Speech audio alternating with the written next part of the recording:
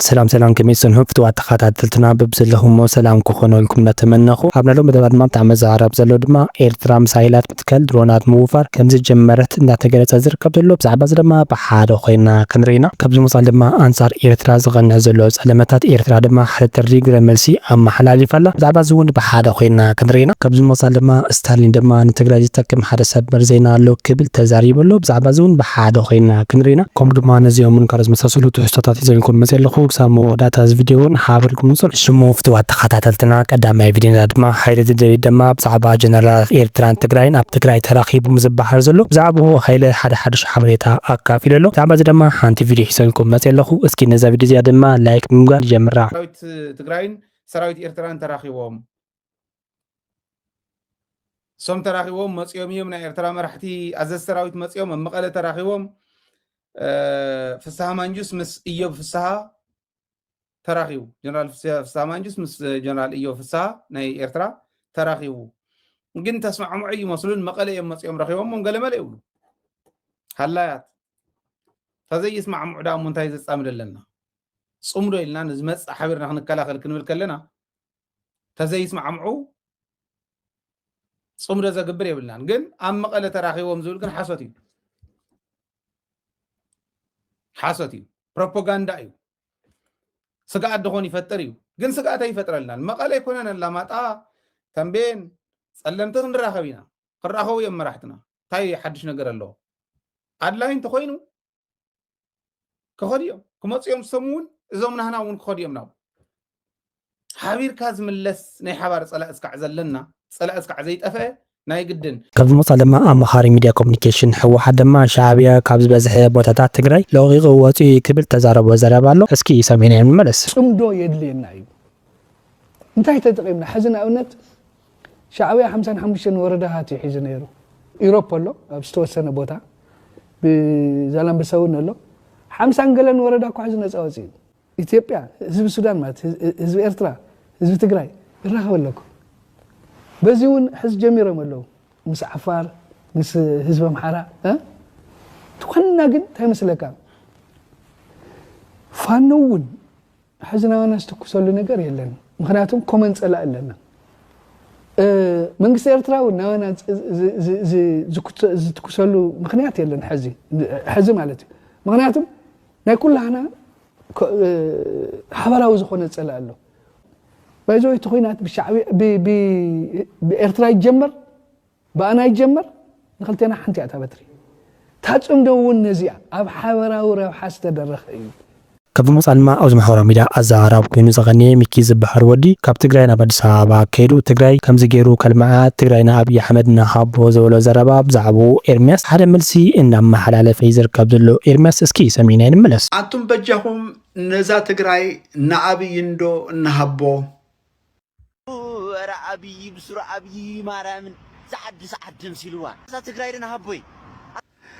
كما يجيريو نزا عديس آبا أصبقوا زلو زبل زرباني حدا تقراواي كنسمعنا بانسا بصراحة كتقرا يمطا وطات اديس ابان انديت من ياله نسي نسمع شجر تمليسنا مطينا لنا رقعب كوز عدزيس كاميل كايو غوصايد بسرو صني قناتو يولقم ديكم وز عدزيس سويت رخورو رعبي بسرو عبي مارامن سعد مسيلوان ذا تقرايدنا هبوي لايدنا هبوي ندمر مرسول ندمر ولا مدهن يعلم بقى مس ابي شي ندمر بقى تقراي طرحنا تغيرنا يمقالو كاين خليكم نميرنا بقى ندمر يور لايف بقى ندمر تغارمس ኢትዮጵያ ندمر بقى انباركم سمعكم اذا من اسي ززاربو زلو زربا ምናልባት ካብቲ ኣብ ውሽጢ ክልል ትግራይ ዘጋጠመ ነገር ናብ አዲስ አበባ መስከደ ገለ ቁሩብ ዘተንፈስ ዘሎ መስይልዎ ገለ ኣብኡ ተሰሪሑ ዘሎ ዘብለጭልጭ ነገር ምናልባት ድሕሪ ሕጂ ናብ ትግራይ ኣይምለስኒ ዝብል ሓሳብ ንኽሓስብ ገይርዎ ክኸውን ይኽእል ግን ተደልዩ ዘሎ ነገር እንታይ እዩ እዚ በቲ ትግርኛ ዝዛረብ ዘሎ ወዲ ናብ ኣምሓርኛ ዝቕይር ዘሎ መሳርሕቲ ናይ በዓል ጻርቃንን ጌታቸው ረዳኒ ብዙኾነ ግን ነቲ መንእሰይ ትግራይ ያላ ብሙልእኻ ወይ ወፂኻ ናብ አዲስ አበባ ምጻ ኣይኮንን ድማ ነቲ ኣብ ትግራይ ዘሎ ስርዓት ኣብ ክንዱን ኣብይ ኣሕመድ ንተካእዮ እሞ ትግራይ ብልጽግና ትኹን ዝብል ሓሳብ እዩ ዘለዎ ግን ኣብ እዋን ኩናት ትግራይ ዝነበረ ነገር ኤርትራውያን ኣብ አዲስ አበባ እምባሕ ክብሉ ከም ድላዮም ክኾኑ ዝነበረ ዘመን ተጋሩ ነፍስ ወከፎም ኣብ ገዝኦም እናኣተው ይኣስርዎም ነበሩ ይጨውይዎም ነበሩ ገንዘቦም ንብረቶም ብሙሉ ከይተረፈ ይዘምትዎም ነበሩ ሕጂ እንታይ ዓይነት ኣተሓሳስባ ከም ዘለዎም ዞም ሰባት እዚኣቶም ብጣዕሚ ዝገርመኒ እንታይ ዓይነት ኣተሓሳስባ ነዚ መንእሰይሲ ብዝተኸኣለ መጠን ይዕሽዮም እዞም ኣብ አዲስ አበባ ዘለው ናይ ትግራይ ብልጽግና ወከልቲ ኮይኖም ንትግራይ ክመርሑን ብፍላይ ድማ ምስቲ ኣብይ ኣሕመድ ዝደዱ ዘሎ ናይ ኤርትራ ወራር ተሓባበርቲ ክገብርዎም ግን ንሕፍ ኣይብሉን እዮም ነቲ ትግራይ ሕወሓት ዝመርሓካ ተኮይኑ ነቲ ትግራዋይ መንእሰይ ሕወሓት ዝመርሓካ ተኮይኑ ውፃእ ካብ ትግራይ ይብልዎ ኣለዉ ንሶም እንተደኣ ነታ ብልጽግና ትግራይ ትብል ናይ ብልጽግና ስልጣን ሒዞም ንትግራይ ዘመሓድርዋ ተኮይኖም ግን ናብ ኩናት ናይ ኤርትራ ክእትዎም ድማ ይደልዮም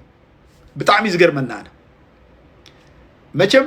ካብዚ ንላዕሊ ውርደት የለን ካብ መሳል ድማ እዚ ወድ ድማ ሻዕብያ ብዛዕባ ህዝቢ ትግራይ ዋላ ሓደ ሕልሚ የብሉን ክብል ተዛረበ ዘረባለው ከምኡውን ብዛዕባ ጽምሎ ተቃውሞታቱ እንዳገለጸ ይዝርከብ ዘሎ ዝወዲ እስኪ ሰሚዕና እንመለስ ሻዕብያ ሕልሙ እዚኣ ብዛዕባ ህዝቢ ትግራይ ዋላ ሓደ ሕልሚ የብሉን ዋሕሰብ ወንዶ ጽምዶ ኢሉ ካብ ዝጅምር ከምዛ ይሙን ዝበላ 30 ገለመለን ክፋላትሲ ህዝቢ ትግራይ በአካሉ እናሃለወ ናይ ውሽጢ አካላቱ ተራዩ ቀይሕ ባሕሪ ክንድገለ ኪሎሜትር ዝውንን ባጽዕን ዓሰብን ገረውረው ኢሉ እናሃለወ ህዝቢ ትግራይ ምስቲ ጀሚርዎ ዘሎ ሻዕብያን ህወሓትን ጀሚሮሞ ዘሎ ክኸድዎ ዝጸንሑ ጽምዶ ከምዚ ምኾነ ዲ ከምዚ ሕጂ ዘለዋ ምኾነ ጽምዶ ኢሎም ከይዶም በቃ ምስ ፌደራል መንግስቲ ሻዕብያ አባቲ ኹዋን ህወሓት ብባጽዕ ንህዝቢ ትግራይ ዝኸውን ሓገዛት ምተገብረ ማለት ተሐቀኛ ጽምዶ ተዝኸው እዚኦም ግን ትግራይ ናይ ምጥፋእ እዩ ጽምዶኦም ህወሓት ካብ ፖለቲካ ምክንያቱ ካብ አዲስ አበባ ተባይራ ትማለ ኮይናት አካይዳ ክንዲ ምንታይ ዝኸውን ሚሊዮን መንእሰይ ትግራዋይ በሊዓ ተመሊሳ ማለት ሕጂ ከዓ ካብ ፖለቲካ ኢትዮጵያ ተባይራ ካብ ትግራይ ውን ከይትወፅእ ትግራይ ተማሊኣ ተኸጠፍያ ወይ ከዓ በዚ ንሪኦ ዘለና ዝተረፈ ትግራዋይ ናብ ስልጣና ክትምለስ እያ ማለት ሕጂ በበይኖም እዮም ዕላምኦም ኣብዛ ጽምዶ ብዛ ናይ ኩናት ሻዕብያ ከምቲ ዝበልናዮ ካልእ ትግራይ ንምፍጣር እዩ ህወሓት ንሳ ዘላታ ትግራይ ንምፍጣር እዩ ጽባሕ ንግሆ እኮ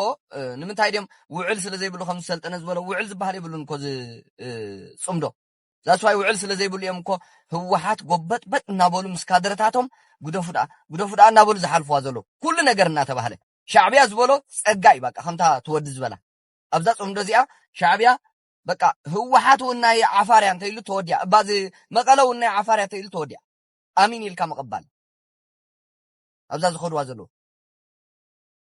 ሶት ህወሓት ወላ ሓደ የብላን ኣብ ጽምዶ በቃ ኣተግባሪት እያ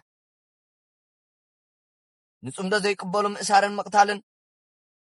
ንሻዕብያ ዘይቅበሉ መቅታልን ምእሳርን ካልእ ወላ ሓደ የለን ነታ ኩላ ዋናኣ ሻዕብያ እዩ ሻዕብያ ከዓ ንህወሓት ከድሕን ዘይኮነ ኣብ ትግራይ ካልእ ዓይነት ሕብረተሰብ ምህናጺ ካብ ዝወፃ ድማ ኤርትራ ድማ ምሳይላት ምትካል ድሮናት ምውፋር ከም ዝጀመረት እንዳተገለጸ ይዝርከብ ዘሎ ብዛዕባ እዚ ድማ ሓደ ሓበሬታ እናወፀ ይዝርከብ ዘሎ እስኪ ናብቲ ሓበሬታ ክሕልፈኩም ኤርትራ ምሳይል ምትካልን ድሮናትን ምውፋርን ከም ዝጀመረት ተሰሚዖም ኤርትራ ወደባታ ብዝማዕበለ ስርዓታት ምክልኻል ተደልድል ምህላዋ ካብ ኤርትራ ዝተረኸበ ሓበሬታ ኣመላኺቱ ኣላ ኤርትራ ብቂሕ ባሕሪ ንዝተፈጠረ ናይ ባሕሪ ፀጥታ ንምምካትን ውሕስነት ባሕሪ ብዝለዓለ ደረጃ ሒላቶላ ካብ ወደባዊ ከተማታት ምፅዋን ዓሰብን ዝወፅእ ዘለው ፀብፃብ ፀብፃባት ከም ዘመላኽትዎ ምዕቡላት ባትሪታት ሚሳኤል ካብ ምድሪ ናብ ኣየር ተተኺሎም ከምኡውን ስርሒታት ስርዓት ታክቲካዊ ድሮናት ተዋፊሮም ኣለው ክብሎ ምንጭታት ካብታ ወደባዊት ከተማ ሓቢሮም ኣሎም። ስትራቴጂካዊ ተንተንቲ ከም ዝሕብርዎ ኣስመራ ኣብዚ ዓበይቲ ሓይልታት ዓለምን ከም ኢትዮጵያ ዝኣመሰሉ ዞባዊ ምትፍናን ዝሳተፍሉ ዘለው ፅዑቕ ናይ ባሕሪ ዓውዲ ስትራቴጂካዊ ናፅነታ ንምውሓዝ ዘኽእላ ምክልኻልን ቅድመ ኩነትን ዓቕሚ ተሃንፅ ከም ዘላ እዩ ዝግለጽ። እዚ ምውሃድ ኤሌክትሮኒካዊ ስርዓታት ስልያን ዝቐልጠፉ ናይ ገማግም ባሕሪ ሓለውቲ መራኸብን ዘጠቓልል ናይ ምምዕባል ፃዕሪ ንግዛኣታዊ ማያት ኤርትራን መስመራት መጓዓዝያ ባሕርን ካብቲ መንግስቲ ግዳማዊ ምስፍሕፋሕ ስጋኣታት ኢሉ ዝፀውዖን ምክልኻል ዝዓለመ እዩ ተባሂሉ ኣሎ። እዚ ስጉምቲ እዚ ኣብ ሓደ ካብቶም ኣዝዮም ወሰንቲ ናይ ንግዲ መተሓላለፊታት ዓለም እናወስኺ ዝኸይ ዘሎ ስእነት ሰላም ብዝምልከት ኣብ ጉረባብቲ ሃገራት ስጋኣት ፈጢሩ ኣሎ። ካብ ምውፃእ ድማ ኣንጻር ኤርትራ ዝቐንዐ ዘሎ ፀለመታት ኤርትራ ድማ ሓደ መልሲ ኣብ መሓላሊፍ ኣላ። ብዛዕባ እዚ ድማ ሓደ ሓበሬታ ሒዘልኩም መፅ ኣለኹ። እስኪ ነብቲ ሓበሬታ ክሕልፈኩም። ፀረ ኤርትራ መግለፅታት ይቕፅል ከም ዘሎ ገሊፃ ኣንጻር ኤርትራ ዝቐንዐ መግለፅታትን ጽሑፋትን ካብ ምውፃእ ከም ዘይዕረፈ ናይ ኤርትራ ሚኒስትር ዜና ኣቶ የማነ ገብረ መስቀል ኣብ ገጻት ኤክስ ገሊጹ። እቶም ተኸፈልትን ዕሱባትን ኣብ ልዕሊ ኤርትራ ዝደርስዎን ዝምህዝዎን መግለፅታት የቕርቡ ከም ዘለው ዝሓበረት ሚኒስተር እቶም እፍልሓን ጨመንጭ ዝበሎም ወገናት ናይ ኤርትራ ጽንዓትን ናይ ህዝቢ ኤርትራ ሓድነትን ሓይልን ኣመና ከም ዝሕሞም ገሊጹ። እቲ ሚኒስተር ተዓሲቦም ከም ዝሰርሑ ዝገለጾም ወገናት ወቕቱ እውን ከም ዘለዎም ክሕብር እንከሎ ኣብ ዝሓለፈ ዓመታት ኣብ ተመሳሳሊ ናይ ክፍሊት ወይ ደሞዝ ግዜ ዝዝርግሕዎ ሓሶትን ፋብሪካታትን ከም ዝነበረ እውን ገሊጹ። ከድሞፃል ድማ እስታኒ ድማ ብዛዕባ ትግራይ ሓደ ዝጠቅም ሰበር ዜና ኣሎ ክብል ተዛረበ ዘረባ ኣሎ። እስኪ ሰሚነን እንበለስ። ሰበር ዜና አለ ትግራይ ውስጥ ኢንፌቨር ኦፍ ትግራይ ነው። ትግራይን የሚጠቅም ቲፒኤልኤፍን የሚጠቅም ቲዲኤፍን የሚጠቅም በዋነኝነት ግን ቲዲኤፍን የሚጠቅም ትልቅ ሰበር ዜና ነበር ሰሞኑ። አብይ ያውቃል፣ እርግጠኛ ሆኜ ነው የምነግራችሁ። አብይ ያውቃል፣ ግን መናገር አይፈልግም። ለምን? የኢትዮጵያ ሕዝብ ይደነግጣል። በቃ ከፈለገ ከሱ ስሙት ወይም በፋርሴ ቡላዎች ያውጣው እሱ በፋርሴ ቡላ እኛ እናወጣ። ለአብይ ነው የምናገር፣ እኛ አናወጣ። በራስ